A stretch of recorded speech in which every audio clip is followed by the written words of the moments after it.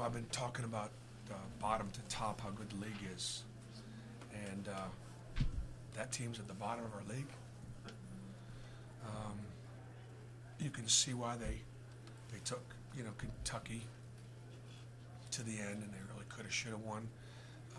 Why they came back on Tennessee after being down 20. Roberson, I hope that's the last time we see him. He's terrific, and we did a lot of game plan to try to take him away, and there was just no taking him away. He was terrific.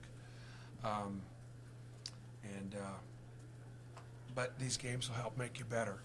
I thought Jared Harper was fun to watch out there. Had great command over his team. Got the ball to the hot hand. Sometimes you've got to be careful, though. Is if you just call the hot hand, then each player is going to want to be the hot hand, and then all of a sudden it starts to be my turn, and you got to be careful about that. We're best when everybody contributes. That was Mustafa and Bryce had great games tonight, so we need a little bit more bounce, and need some other guys to be able to contribute as well. I just think that would be, because you want those guys to leave in the gym feeling good about themselves, and that's what makes us a pretty good team. It's not 2 or 3 guys, it's the team. That wasn't just a career high for Jared. That's one of the top performances in the country this season as far as assisting a game. What was it that you saw? Well, I thought we created offense from our defense in the first half, and so we got some in transition. We're doing a pretty good job. We try to get Jared in position to be able to make plays and spreading the floor. And again, a lot of his assists were to Bryce or to Mustafa for some of those open shots and things like that. I mean, you have guys making shots, otherwise you're not going to have that kind of a night. But Jared's our quarterback. He did a great job of play calling tonight, mixing things up. And Jared's starting to get some. What happens when a team is successful, each of those individuals are going to start getting more accolades, and people are going to start looking at our team more and go, what's up? And they're going to see a guy like Bryce Brown and his ability to play and score and the confidence and the swagger he has, and yet he's, again, you can't score on Bryce. I mean, he's just a great defensive guard.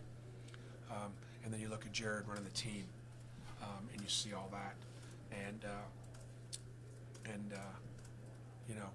then you start, well, who are some of the best point guards in the league? And all of a sudden, Jared Harper he's in the conversation because his team is playing well. And Mustafa, when Mustafa is playing in rhythm, especially shooting the basketball, he is D and 3, man. D and 3. Defend and knock those threes down, and he'll get to the foul line. His defense is improving, so I thought we got terrific guard play offensively tonight. With Bryce, everybody's kind of going to key on him with his three-point shooting. They know, he's going to set records this year, and they know they're going to try to take that away. How has he overcome that focus and elevate his game and still shooting as well as he is, knowing that everybody's looking at him? Well, we'll see. We'll see how that goes. If he sets good screens, he's going to get open. Can we set good screens for him? When they double team him, will he be able to give it up and make plays? I mean, you just sort of evolve as the season progresses, as teams try to do different things against you. You try to anticipate what they are, and then put in positions to be able to take advantage of their overplay, for example. But I think they got a pretty good idea here who he is, and they still haven't found a way to stop him. What has it meant to the offense as a whole this year? Because Jared has almost doubled his assists from last year. What has it enabled the offense to be able to do when you're having that much more of a facilitating point guard? Well, I think obviously we've shot the ball from 3 so well. I mean, to knock down 17 and shoot such a good percentage, we're getting good three balls. And again, look at Vanderbilt, the way they spread the floor and the way they knock down those shots. But part of it is the fact that, take the last couple possessions, when I'm able to put Deshaun Murray on a pick and pop, and he's able to pop and one time rip it, and he should have scored. Then the other time, They laid off him. He knocked down the three. You put four guys out there to spread the floor. You can't guard them. You can't key on one guy. And so it's I think our balance that is going to make it really hard for them to take any one guy away. But the thing I love about Jared is while he's impacting the game and clearly just having fun getting guys the ball, he's still not taking possessions off on the defensive end. He's done better. They started to go at him a little bit, and I told him that. And no player likes to hear that. And so we got to continue to have him be as effective on the defensive end as he is the offense. A little bit more on Murray. You mentioned him there, the way he finished. He had that one contested layup he didn't make, but he hit 2 free throws. I saw you turn the bench. You just kept telling you guys, finish. Yep. Then he misses a contested layup, then hits the 3 and puts it out of reach. Yep. You just talk about Murray's play, just Yeah. not being, I guess, off kilter after Yeah. missing those. We were plus 24 with him on the floor tonight at a 12-point win. That's significant. When he on the floor, whether it's the way he passes the ball, 3 assists, no turnovers, the way he rebounds the ball and ends possessions, the way he defends, he's an extremely valuable player for us and a big piece. You know, I have talked about the fact that we had a certain number of guys returning, and the other day I realized that no, we have 8 guys returning, 8 scholarship players. 6 of them are playing, but that's a lot. And Deshaun was a part of it last year. He saw some of the challenges that we had, not finishing games at the foul line, or being a little selfish offensively and then not having floor balance in transition, or not ending plays by taking a charge or a rebound. We had a little bit of that tonight in the second half, and we're going to focus on that a little bit this week. Guys, there's a lot of hazards on this back nine now. There's a lot of water, a lot of sand, and there's some really good teams on this back nine. So we'll just take it one hole at a time. But we really don't have a bogey yet, but these holes are getting tougher. As a coach, do you like the idea that it's an offensive and you guys are matured so much that Jared, or Mustafa gets that back cut for a double, and then Jared's able to go downhill all the time. They recognize the lane's wide open. Chuma was able to get back. He was able to get a basket cut for it. I mean, that stuff that they're doing, you're not running stuff that they're doing that. They're just doing it on their own.